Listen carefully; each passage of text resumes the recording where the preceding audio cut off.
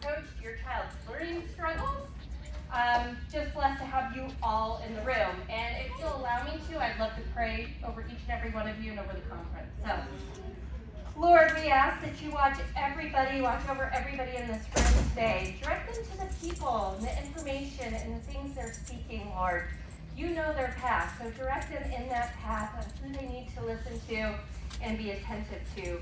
Lord, I just hope that you put the words in my mouth that they need to hear today. We ask that you pray over everybody's safety here and at home. We ask that you keep us all healthy, happy, safe, and out of harm's way. Lord, we're going to meet so many new friends, build communities and friendships. We just want you to bless our time. If there's anyone struggling, Lord, we listen to you and we ask you to comfort them in their time of struggle. Let them know that you are always with them. Lord, it's in your name we pray. Amen. All right.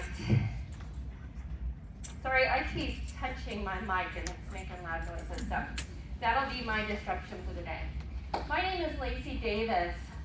First and foremost, I'm a wife, first and foremost, of 21, did I say 21 years? Goodness, I'm going to mess this all up for you guys today. 21 years, I've been with my husband for 32 years. He's my high school sweetheart. We have two amazing sons, absolutely amazing. I love to go camping. I love to go anywhere where there's an ocean. I'm an outdoors girl. I love the summer. I love the activities. I love God's creations, right? So I love to do that. In any spare time I have, I love to craft and do unique crafts. Professionally, I am an NDD therapist, neurodevelopmental delay therapist, and I am the owner of Patterns of Hope. I've gotten my degree in behavioral science with an emphasis in psychology and a minor in sociology and elementary education. I attended the Institute of INPP, Neurophysiological Psychology. And when you hear INPP during this, I want you guys to know that that's the research behind all of this. This is where the major masterminds of NDD came from. They coined our exercises that we give, INPP exercises, so that's why you're going to hear that from time to time instead of me spitting out that long phrase. Oh, and that neurodevelopmental delay phrase, if you just remember me as the NDD therapist, that's okay with me. I have 25 years working with experience working with children. I know, I started when I was 5. Most of that time has been working with children with educational struggles. So, my youngest son was 2 years behind grade level. He was really the dyslexia one. The first thing we noticed him struggling with was speech. That's the first indication we needed some assistance. He had what looked like ADD and ADHD-like symptoms, sensory processing, immaturity, whole bunch of hosts of things. My oldest son, he was 3 years behind grade level, struggling in all subject areas. Coordination and balance for this kiddo was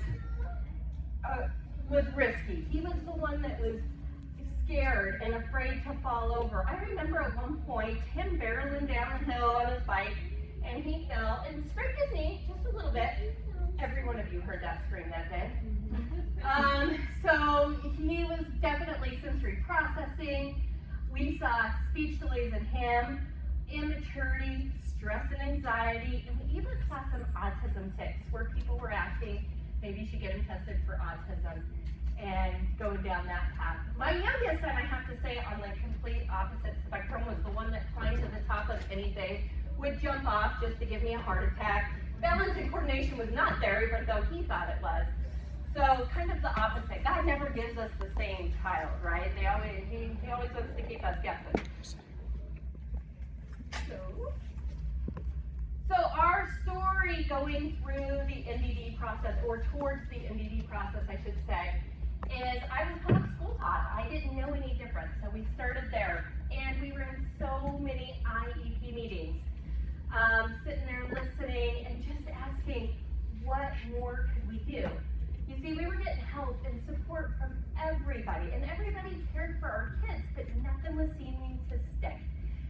They weren't getting to the root cause. finally, one of those in the liaisons at one of those meetings says, lower the expectations of your child. No parent should ever hear that. Do not lower the expectations of your children. So, but I immediately thought, maybe I should do something different. And I started homeschooling, yay! And then I started looking for something different, something more to help them. Thank goodness, a friend of mine came to me and said, have you heard about NDD therapy? She is the reason I'm standing here today. Within just a few months, both of my sons saw tremendous results, and I was grabbing her going, where do I get this? Where do I get the certification? I need to get this out to more parents. And so that is why I decided to go on this path. So the research was just astonishing. Did you know 1 in 6 U.S. children 2 to 8 is diagnosed with a mental, behavioral, or developmental disorder? We're just so blessed, guys, that we have different options now. Options where we don't have to label and diagnose. So that's what I want to point is we want to get the statistic lowered. That's the goal. So what is NDD? So NDD is a neurodevelopmental delay. It refers to the functioning of the central nervous system. It is present by primitive reflexes that are not integrated correctly or postural that have not emerged correctly, and a bunch of other neurological markers. Now, each child is unique and wonderfully made. We know this, right? And each child looks different. So these are just some of the things we see with NDD in children that come in to receive help. We see behaviors and emotion. We see poor hand-eye coordination, balance and coordination. I think I'm going to drive you guys nuts with balance and coordination today. Difficulties in school, right? In all subject areas. Anxiety and stress, like my child. Hypersensitivity, also hyposensitivity, and I'll explain that later. Sensory, ADD and ADHD-like symptoms. Immaturity, inflexibility, just to name a few. There's so many others. So how is NDD different, and what is the bottom-up approach? I'm so glad you all asked. We were to alleviate the struggle from the bottom up. We work very, very developmentally in the way that the child develops naturally. We do this so that we can help the reflexes in the body systems that are struggling. And we work up to create almost a smooth path, if you will. When we do this, we begin to see higher functioning take place, higher thinking levels, following directions, just the highest level of thinking. The frontal cortex will focus on whatever the child is struggling. If it's way here in balance and coordination, they are going to struggle in that area, and that frontal cortex is going to focus on that area until we give it, time to do its job and become automatic. So we don't just give compensation skills. We don't just give the struggling reader more reading. We don't just put a Band-Aid over the problem. We ask the question why. Why are they struggling in the first place? And then we look at the reflexes associated with that struggle. And we start at the root cause. That is our biggest thing. So, are we not going to be able to watch videos? Justin! Didn't he say I could holler? Yeah, well, we can come back to this. I'm just going to go forward. If we can watch this later, we will. It's going to talk about balance and coordination, the vestibular function. These are two of the most important signs that there's a problem. And I have a lot of parents saying, vestibular and balance and coordination, my kid's great with that. But when I come to the assessment and I speed that up or I slow that down, I start to see where they struggle in those areas. I really want to lower the stress and anxiety, but when they have areas of reflexes that are out and body systems that are out, we're going to see stress and anxiety as response in some of these kids. Motor skills and visual skills. You're going to hear a lot of this throughout the slide. So you guys aren't missing much by the video, and we'll get Justin in here and I'll show you guys the video.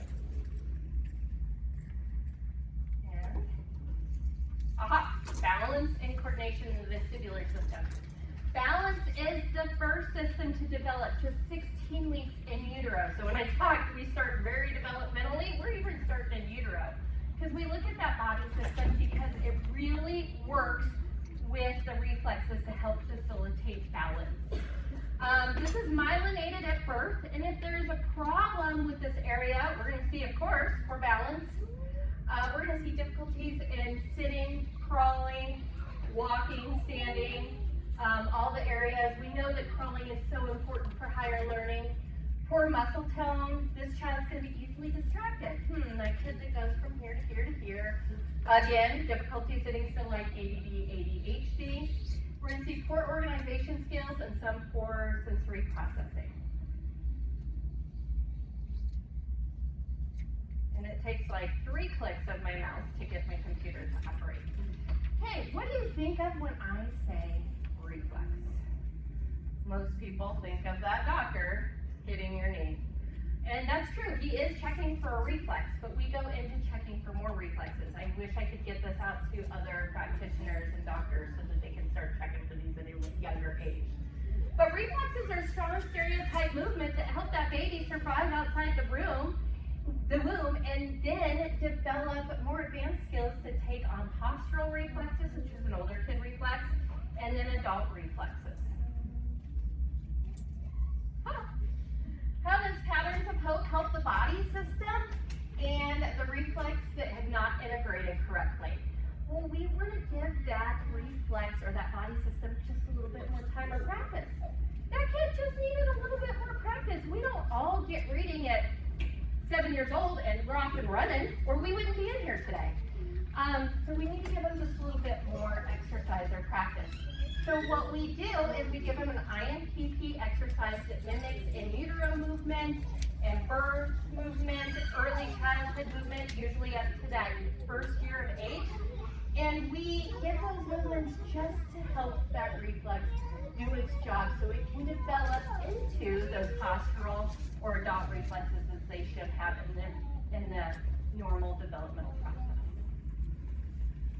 So let's talk about the primitive reflexes. And yes, I did put these slides in order exactly the way I would address your kids and in a developmental fashion. So if a reflex did not integrate correctly or emerge in the right times, we're going to see implications in learning, balance and coordination, behaviors. So the first one we really look at after we get past that balance, the vestibular, the proprioception, we're going to look into the mora. This is the child's fight or flight response. I see so many children stuck in this response at Patterns of Hope. It is their fight or flight. This reflex can be set off by touch, taste, smell, sight, hearing, vestibular, any traumatic event. The difference in this and what I'm going to tell you in a minute in your reflex, which is the startle, is it can be stuck all day long. That heightened sense of arousal can be stuck and you can be shocked and stuck in that position. So I like to say, if you were to take your kiddo out to breakfast before you started homeschooling, and a plate of dishes were dropped, we are all going to jump. We're all going to startle. That's normal. But hopefully most of us will search around the room, figure out what went on, and be able to calm ourselves down. It looks as if our kiddos done this. They know the social norms. They know them better than we do. So they're going to make sure that they're following the social norms. They're going to look normal and act like everything's okay. But in actuality, inside their body, they're in this heightened state. Their nerves are going off. And then we take them home and we sit them down and we say, okay, let's do reading and writing and math and let's pay attention. And what we normally see is eyes darting around the room, or that kiddo that's like, yeah, I'm not sitting still. I'm going to go to this and here and here. And we're like, this kid has to have an ADD, ADHD. He's buzzing around the room. Or we see the other child that's just like, I'm tired, I don't want to, and slumped over the homework and fighting with you because he's actually avoiding and he wants to stay in the back of the room and search. They're both searching for that noise and that thing to heighten them or to scare them again. So now we're talking on taking on higher learning when we're focused on what's going to set off my moral. right? We're on two different wavelengths here. So, we're gonna see lots of balance and coordination when this happens. Definitely impulsiveness, behaviors, the sensory meltdown. Different than your temper tantrum. Your temper tantrum should be relieved when you give them what they're asking for, right? Sensory meltdown is going to keep going. So that's what's different between those two. We're going to see hypo and hypersensitivity. Hypo, taking a step back, leave me alone. Hyper, bouncing around the room. We're going to see educational difficulties. Of course, right now, you guys demanding, results for them or asking them questions or even trying to calm them down is going to be an impossible task at this point if they're so set off. So is education and getting them to learn and focus and pay attention. You're going to see immaturity, some stimming. This is a big one. This shows a lot, and I see a lot of kids stuck here. So moving on through the developmental process again, and hitting those primitive reflexes, the palmar grasp reflex is sensitivity in our hands. This is going to be seen by the kid that drops the cup all the time, or that holds the eating utensil or writing utensil in an immature grasp.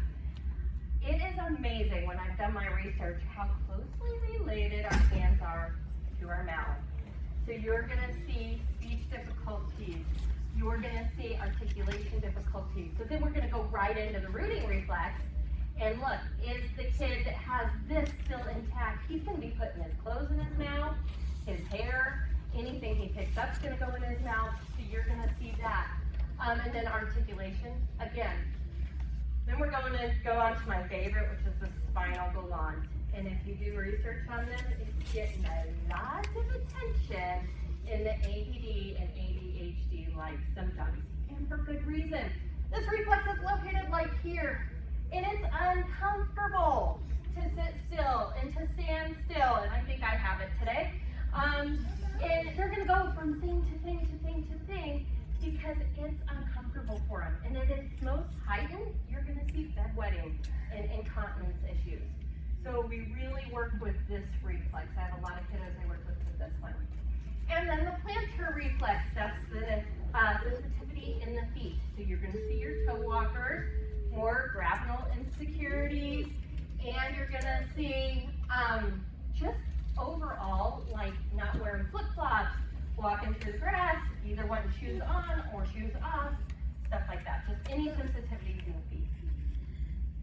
So I did put testimonials in here, not for me guys, but for you to hear other parents that have gone through the program. So I don't mean these to boast whatsoever. M is an 11-year-old who comes to patterns of hope, struggling with math, attention and focus, recalling directions, memory issues, organization, and confidence. Testimony from M's mother, just 5 months into our program. My son has had better sleep patterns. There are some pieces of math seem to click better. I've noticed him reading and writing more. He also felt like he had the ability to complete an assignment that had been hard for him previously. I'm loving his growth, and I can't wait to watch as he grows to his full potential. So, in the developmental forum, we're going to talk about the AT&R. And guys, I could stay in here all day and talk about every reflex in the body, but literally we're going to be in here all day, buckle up. So I'm not going to do that. I'm hitting highlights and some other ones we really look at, but the body has so many reflexes within it. But the AT&R is triggered when that baby turns his head to left to right. So if the baby turns his head to the right, these limbs are going to straighten, and these limbs are going to want to bend. And if this is retained, every time their head moves, they're going to want to do the opposite. So of course, balance and coordination are going to be an issue. Difficulty crossing midline, writing, reading is going to be very difficult. And another way I like to explain this is if you put a board at midline and you split our body. Does this side of our body work? Does this side? And can they work together to cross the midline? Chances are, if it's here, they don't. And so they'll move their work. These guys are smart. They have great compensation skills, and they're going to make you think that they have no problem at all, or fool anybody that helps them to learn. So they're going to move their page just a little bit. They're going to read over here. But these are also the kids you're going to take to play tennis and you're going to serve that ball, and it's coming directly for them. And they're going to go, wait, wait, wait, what hand do I use? What? Right? They're going to get hit right in the head. So they're not going to like these gross muscle sports, stuff like that. It's just going to be really difficult for them. So, and definitely crossing midline. Oh, another one I don't want to fail to mention is visual tracking. That baby bringing up the rattle, right? Here we are on this side, I can do this side, and then eventually they get here. Can they watch it from over here? Can they read it and grab it? Can they take it all the way over? So those are very important milestones. This reflex also helps, like what it says, helps with the birthing process. It helps with cross pattern movements. It's an important, all the reflexes are important if you ask me. It's an important reflex. So now, after we get that one integrated, we're going to look at this one. This is the tonic labyrinthine reflex, and it's two ways to look at this one. First, inflection, when the head goes down. When the head goes down, the body wants to curl up in that fetal position. And they're going to have the low muscle tone. They're going to be that floppy child. The reading and writing are going to be hard. Visual things, again, because when that head comes down from looking up, it's like a whole other visual tracking system that we have to look at. Motion sickness in some of these kiddos, even with video games. Poor balance and coordination, spatial problems, and again, this child's going to have a hard time with the sports. The other one is quite the opposite, yet it has some similarities, is the extension. So the head goes back and the arms and legs want to extend. So this is where we get this, do I curl up? Do I extend? Do I curl? And they're walking around like this, and their body's wanting to make these whole body movements, if you will. So you're going to see this kiddo be in the stiff walking position, like my kiddo that was afraid to fall and fell off his bike. He's going to be the stiff and worrisome kiddo. Poor balance and coordination, motion sickness, ocular motor problems, eyes, of course. This one has a little bit more organization and sequencing issues, and then we're going to see vestibular issues as well. Did we ever find Justin? Did he disappear? Darn. Okay, testimonial. So MT is a 9-year-old who came to Patterns of Hope struggling with learning issues in all subject areas, balance and coordination issues, behavior and mood fluctuations, and eye crossing issues. Testimony from MT's mother just 6 months later. My daughter has seen major improvements in education, attention, and even memory. Things are finally sticking when it comes to phonics and letter spacing. She's loving school again. We are seeing better recall. She has begun to develop a more mature attitude and wants to help out around the house. Now parents, I'll pray for you that happens, but that's not one of the results we normally see. I would be really sought after if I could make that happen in every child. My child definitely has improved since starting this therapy. So now we've got through the primitive reflexes. Now we want to look at those older kid reflexes and see if they've emerged correctly, because if they're stuck, they also need our assistance. So one of the ones we like, and we can see the same implications, I should say, with this. We're still going to see balance and coordination issues. You guys heard balance and coordination a lot? We're going to see behavior. We're going to see implications on learning. So some of the postural reflexes we help to emerge at Patterns of Hope is that head righting reflex. When we bump a kid side to side, or any of us when we go side to side, our head needs to go in the opposite direction to help keep balance. And our eyes need to go in that opposite direction too. If we were all to keep our head in line with our body and someone were to bump into us here at convention, we'd just topple over. I mean, we'd look like, it'd be a wreck, right? We'd all just be falling over all day. So we really need that skill. Oh, hello, Justin. I can't get my videos to pop up. Thank you. I'm going to keep talking while you're fixing that. Okay. All right. So definitely we work on that head righting reflex and the eyes. Eyes constantly change in NDD therapy. We're not eye doctors. I want to say that out loud. If I see an eye problem, I will tell you to go to your eye doctor, but we do see lots of changes for the better with the eye, so we always create a baseline. We create baselines for everything and watch them grow. So the amphibian reflex is the cross pattern movement that babies are going to need for the crawling.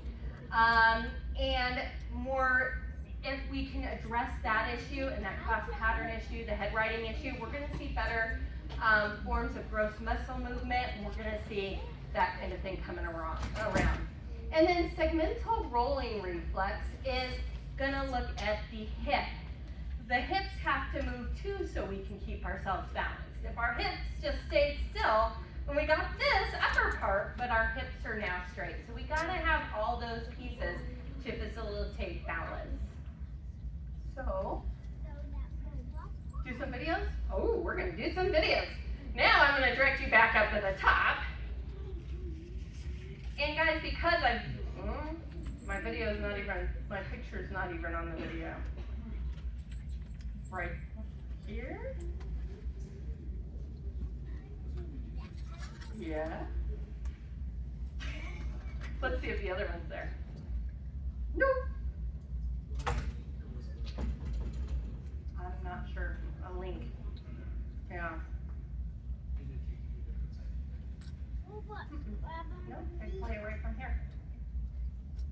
There's a box that popped up. This is my son, the one that fell off his bicycle.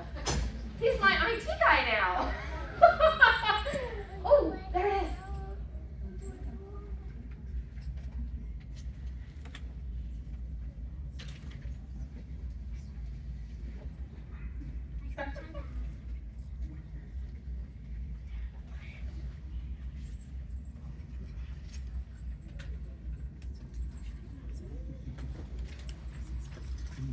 You know what?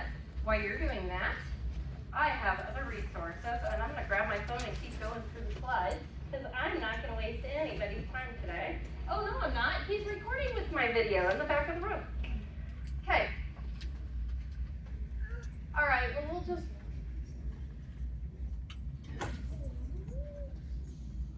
Okay, well, we'll just not worry about it, guys. It's okay. It happens. We got to be flexible. We gotta be flexible. Okay, guys, so where were we? And postural reflexes. This is the last reflex we work with patterns of hope. This is the STNR, the symmetric tonic neck reflex, and again, head position. So we've gotten the flexion under control, the extension under control. And that's kind of the whole body, right? We're working with the whole body there. Our head goes in, our whole body wants to go into flexion, our whole body wants to go into extension. Now that we've broken that up and got that to come around, now we have another area to look at. When the head goes up, the arms want to come in, and the legs want to go straight. If I was on the floor showing you this and starting to crawl, I'd fall on my head. And then the opposite, when the head comes down, the arms want to go straight and the legs want to curl. So we need to break this up and give this extra time to do its job as well. Think of a kiddo that's learning to write that has this, so they're looking up to copy something, right? And their arm wants to go this, and then they look down, their arm wants to do this. I mean, that's extremely hard for anybody to want to learn to write. And all of our kids can curtail this to a little bit, but this is where you see the sloppy handwriting and the diagonal handwriting, and it's really difficult. So the baby uses this reflex in particular to start crawling. It's going to build their muscle skills, their vestibular skills from looking up at a board, down taking notes, up at a board, down taking notes. So we're going to see problems with balance and coordination again. Visual, poor posture. These are these kiddos that are going to flop over their schoolwork, or sit sideways, curl their feet under, sit up straight, put your feet on the floor. These children are going to have difficulties with this. This one includes a lot of math difficulties, lining up columns, and organization skills, and spatial awareness comes along with this one a lot. So where am I in the room? Am I too close to you? Am I too far away? My personal bubble compared to your personal bubble is going to come along with this reflex. And then poor hand-eye coordination, so the sports are still going to be hard for this child. Okay, so how is patterns of hope different? So we never, let me say first and foremost, if you've heard nothing else today, please know that we work very developmentally from the bottom up. What I like to explain, and in this video it would have explained this perfectly, but I'm going to explain this to you, is when our children are having struggles, there's like boulders in this road, and it's going to be a bumpy road, okay? So, and their frontal cortex is going to hyper-focus on that first area of struggle. And if you were to wear, like, if your child was to walk around with a battery on its back, this would be helpful for all of us. But we could see that just that balance and coordination piece is going to take most of that battery. And then we want them to learn and develop higher functioning skills. And it's just that battery gets lower and lower and lower, and at the end of the day, you have meltdown city. You have that tired child, and the child that's frustrated. That's what you're seeing. So we want to create a smooth path, and that's why we move developmentally. It's why we can't just jump to the struggling reader. It's why we can't just struggle to gross muscle coordination and better sports. We have to look at the whole piece, the way the child develops naturally. So we never, at Patterns of Hope, label a child or give medication at all. Never, never, never. Okay? We work with just an exercise that they did numerous times in utero in an early infancy. We look at all children differently. Each children is unique. Each child's unique, and this program's going to look different for each of them. So we we put the puzzle pieces around the child, if you will, and how they need to develop through this program. Sometimes when we start a reflex, and we start that reflex moving, other reflexes will start moving. So sometimes we don't need to address some as harder as some other ones. So let's see, we use research-based methods. We talked about that to just give those reflexes just a little bit more time to do their job. We offer a contract-free approach. We want you to come back to us because you've seen such success in your children. We don't want a contract holding, over the top of you. We want your kid to have the successes, and you want to come back to us. We work to support the whole family. Guys, I'm here if you need to vent. I'm here if you need a shoulder to cry on. I'm here for anything you would need. I am your therapist as much as I am your child's therapist. So I want you to hear that. And if there's something else the child needs or you need, I'm gonna recommend to people that I know to help you out. And that being said too, during this process and cleaning out their road, there's some times where they need a little bit extra practice in like dyslexia or reading or writing. And I have amazing individuals that I know that can help you. So there's amazing specialists you're gonna meet at conference this weekend. They can help, but at the right time. If we start helping in reading and writing before we get the basics done, you're gonna teach basically an infant to do cursive. Does that make sense? So at the right time, we'll say, yes, please visit Edie. She knows how to do listening therapy. She can help you with all this educational piece too. Please visit my dyslexia friend that helps with dyslexia problems. Not that my friend has dyslexia. I came out wrong. But please visit her because she can help your child too. And then the exercises are done by you at home. Just like we're bringing homeschool back into the homes, we want you to facilitate in your child's therapy. They trust you, you're their solid person, you're the one they trust, and you're the one that's gonna do the best for them. But I'm gonna support you all the way through, and I'll go into that in a minute. So again, this is not to boast, but Lacey has so graciously walked us through this entire process. Her true concern for our child and her desire to communicate to see my child get the results is genuine and evident. We are so grateful for this therapy. Mom of a 12-year-old. Lacey has a warm and inviting spirit. This helped put our teen son at ease and relieve his anxiety during the assessment process.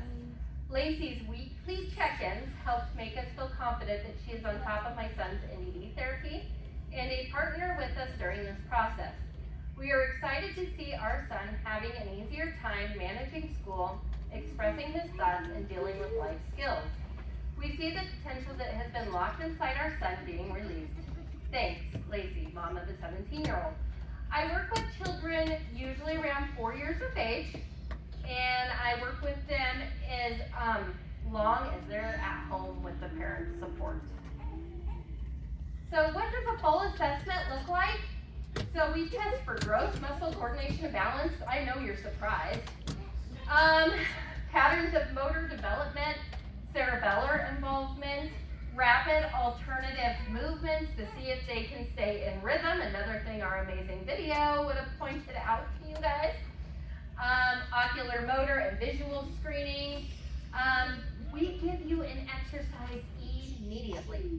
So we come with you and we do this assessment and we give you an exercise immediately.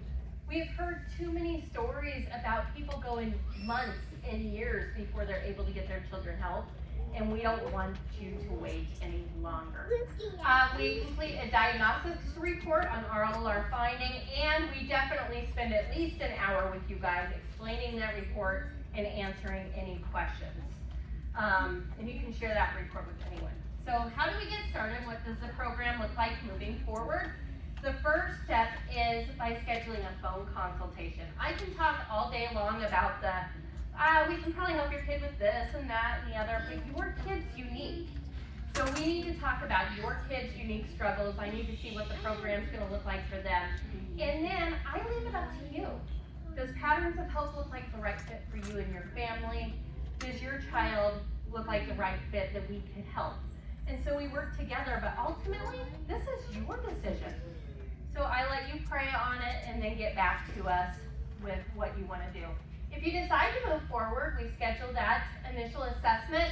This is going to be the biggest time spent with me. It's going to be a 4-hour process, and the money here is going to be your biggest investment piece.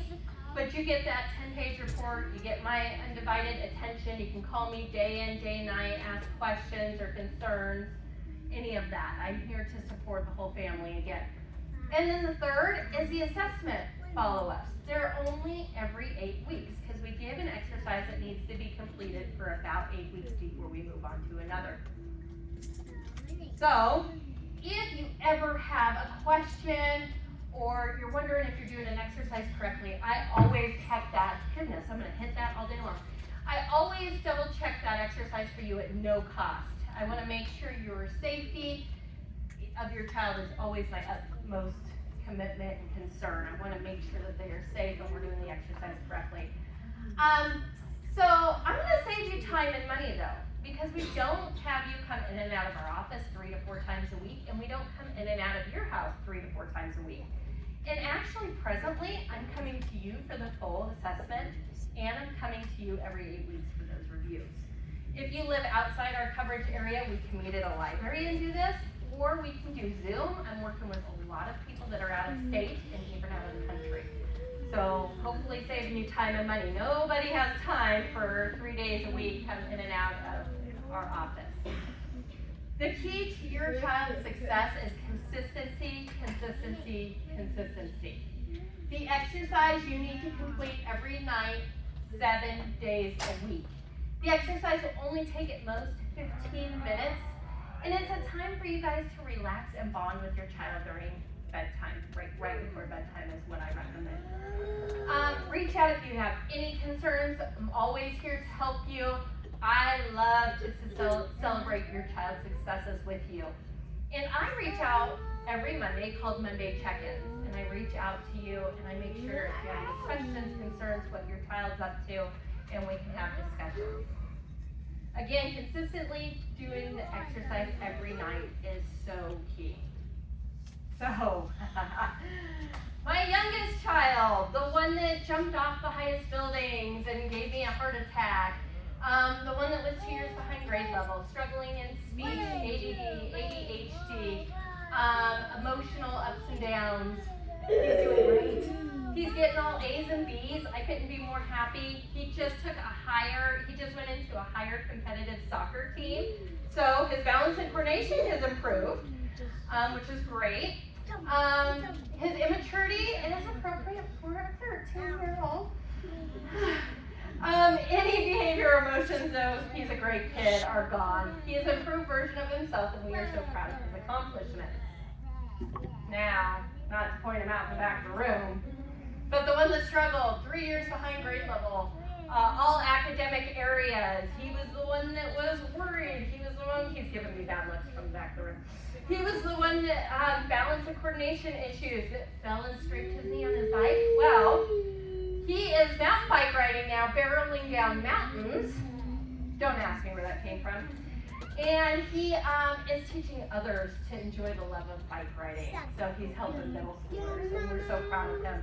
He got all A's. It was just points away. Oh, he got all A's and 1 B, but he was just points away from all A's. He's a senior in high school. He's my IT guy, if you guys didn't notice. He has approved maturity of an age-appropriate teenager, maybe higher. You guys understand, I'm sure. Any behaviors or emotional issues he had are gone. He is an improved version of himself, and we are so proud of his accomplishments. Thank you, Brendan. Imagine your child loving school, no more learning struggles, less behavioral issues, less stress and anxiety, improved focus and attention, better coordination, being so successful in anything they put their mind to and in life. We want this for you. So, if you're thinking now's the time. If you're thinking, hey, Patterns of Hope might be a good fit for my family, but I want to learn more, we tell you to go to our website, fill out the questionnaire on the Get Started page of our website. That way we get some more information on your child and can speak to you, and we'd love to do that. No pressure phone consultation, just so you can find out how we can really address your child's needs. If you're sitting here and you're like, yes, no, this is definitely what we've been looking for. If you were like me, I was like, wow, this is different in so many wonderful ways. You can go ahead and place a date on our calendar. We have a calendar over here by the door. If you put your name and phone number on a date, that just gives me permission to call you, talk about your unique child, and it gives you a $150 off for the Czech conference. So I want to acknowledge that. And again, these are pressure-free, guys. It's up to you. I always say, why don't you pray on it, talk to your husband, and call me back. So I want it to be something that fits for you and me before we move forward. We can't wait to celebrate your child's success with you. We are located in the atrium hall. We're right inside the white tents, like 2 booths in, so please come visit us there. And then take a picture of this slide that has all our contact information. You can follow us on Facebook, Instagram. This is the email address, our phone number. And then you have a long slip of paper. I would love for you to fill that out. We're doing 3 drawings here at conference. We're doing 1 for your child, 1 for any mom in the family, 1 for any dad or father figure in the family. And this just gives us the ability to reach out to you, keep you updated on what Patterns of Hope is doing, all the research we're doing, things that are changing, and just keep you updated so that if you choose later on to do Patterns of Hope, you have our information. And you can always opt out of any information if you want. So, at that, we are going to ask for questions. Does anybody have the time for me? Did I? Ooh! Okay, so we have about 5 minutes. I want to answer any questions you guys have, and then invite you to the booth to answer more, or sign up at the back before you leave to get that deal.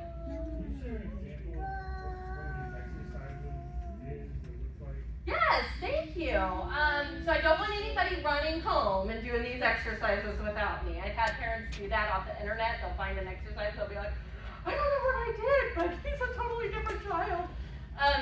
But one of the ones I love to work with is we put a kid in a blanket, and we slowly roll them, maybe even a quarter of a roll and back down. And when we get up further, we add to it. And then up at that halfway, right, we're getting that moro. We're kind of wakening up that moro because they're like, Mom and Dad could drop me at any second from my side to my belly or my back. So we do that, and then we go further. So that's just one of the exercises. Another is a vestibular exercise I really like.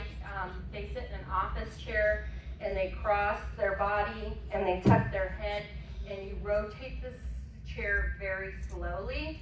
Actually, the slower the exercise, the more stimulating it is. So normally I'm like, okay, you're doing it slow, now let's do it slower. Now let's do it slower, let's do it slower. So those are some of the exercises that we look at while we're doing this. Some cross pattern movement when we get into the postural exercises, and just the way the body and the baby would move in utero in really early infancy. Does that help answer your questions? Oh, and I forgot to repeat that question for video purposes. So he just asked what an exercise looks like going through the program. Yes? What kind of retained reflexes do you see in kids with cerebral palsy? What kind of retained reflexes do I see with kids with cerebral palsy? Did I get that right? Okay. I see a lot. I see a lot of the ones the child needs to survive outside the womb, the ones that are protecting them. You can see moro, you can see a lot of the muscle and coordination problems. Things of that sort. We would need to talk one-on-one to determine, what your child, what mobilities they have and what issues they have. But I do see a lot of these, and we can work with the eyes and help the eyes and just a whole bunch, sensory processing too. I've noticed that hearing for some of these kiddos is stronger than in other kiddos. So stuff like that. But that's a really good question and in-depth question that I want to answer for you more thoroughly. So yeah, but does that okay, great. Yes? Would you say on average, I realize every child is different, but on average, how long would you go through the therapy process? Thank you. I guess if that's the not so great news about NDD is it does just take a little bit longer. We don't want to race through these steps of normal development. They've been working on these for, 7, 8, 9, 10, however old your kid is. So we look at each child individually. Usually I say you need to stick with me for at least a year. This is where I see everything really sticking. If you stop before that time, we don't know if you're gonna, see some regression or hold still, but after a year, we really see everything sticking, and we see the reflexes actually starting to continue on their own. We've gotten them awakened, and the reflexes start moving on their own. So we want you to stay with us for at least a year. Sometimes it's at most to 2 years. So, yes, great question. If a kiddo has like a heightened sense of fear, is that mostly you think because like I'm normally heightened sense of fear? Because I know or whatever. Right. Well, some just jump off, but you know what I mean. Is that mostly because their nervous system is trying to figure out what's going on and they can't? Is that what you're saying, or it's like not processing fast enough, or? Yeah, a little bit of both. So she's asking what, when a kid is just stricken with fear and has a lot of fear, what is causing that fear? Is that appropriate? Yeah. Really, I'm going to look at the moro in that kiddo. That fight or flight response, that insecurity, loud noises, vestibular. This can do sensory processing, can have a big one to do with this. Anything that sets them off, and for whatever reason, we don't know. Like, taste seems like a silly thing to set off a kid, but for whatever reason, they have a huge traumatic response to that. And so we really want to look at that. And sometimes those responses, when we're in that heightened moro, when that moro doesn't go away, everything's going to scare us. The bee that flew by us, the car, the life in general, big groups, all of that is way overstimulating. So I would really say the moro reflex. Does that help answer your question? Yeah. Great. Anybody else? Yes? So we haven't talked about, do you see any of these therapies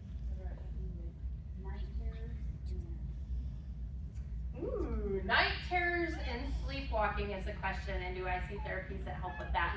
I do see better sleep patterns. Most of the kiddos that go through this program have much better sleep patterns. In your case, if that was your concern, we would definitely do the exercise right before bed. It kind of calms and reassures and really relaxes the kiddo. So we're hopeful that you would see that. I know sleep talking has gone away. Night terrors is definitely, a lot of these kids have very vivid, scary dreams. I think it's just overactive, brain and sensory and all that when they're sleeping. Their brain's not really shutting down, so they're seeing huge, vivid dreams. So that would do with the night terrors. So I would say, yeah, I think we could get to the bottom of that. Anybody else? Yes. What area do you work in for coming into a home? So what area do I work in and what? To come into the home. Oh, to come into the home? Yeah. So I just come into the home to do the assessments and the reviews. Oh, the area I travel. Sorry. I'm like, oh. No, I'm sorry. So I am located at Highlands Ranch. I'll usually travel to about an hour and a half away. But then I can meet halfway at a library. If you live 3 hours out and I'm here, we can meet halfway. Or we can do Zoom. I can do therapy all on Zoom too, so that's helpful as well. And do you take insurance?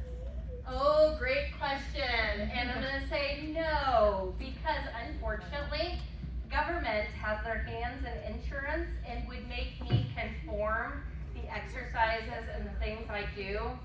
They would make me conform to different mentalities and the way I do things. So I will never take insurance. I am, however, I've done my research and I come in very much lower than a lot of other therapies out there.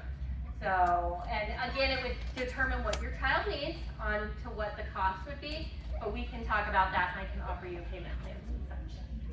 All right, so I am being told that I gotta vacate, but I would love you guys to sign up just to get that free phone consultation. So sign up on your way out the door or find me at my booth later today.